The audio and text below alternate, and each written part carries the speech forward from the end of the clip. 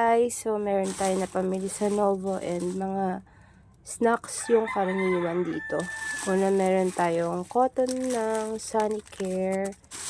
Tapos namili lang ako ng 3 peraso ng Pantene supplement conditioner.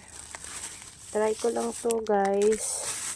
Tapos meron akong 2 chichiriang pads. Peace na, favorite ko yan. And then meron dito, ito guys, yung dried fruits na kung anik-anik. Then meron din tayo nito guys. Ito siya. Para siyang balat ng ng chicken wings. Pasensya na maingay yung manok ng kapitbahay. Ito naman yung hot cake creamy mix. Tapos, meron din tayo nitong Magnolia na pancake plus strawberry. May syrup daw yan sa loob. Kaya kinuha ko. Tapos, ito ulit guys na yung dried veggies.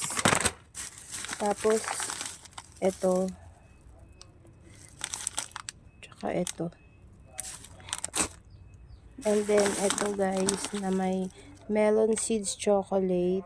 Kailangan na tayo ng 2 peraso niyan. Tapos, ito guys. Hindi ko alam kung ano. Pero ang sabi kasi is matcha flavor daw. And then, itong isa naman ay seaweed flavor. Kaya kinuha natin. Tapos, ito guys.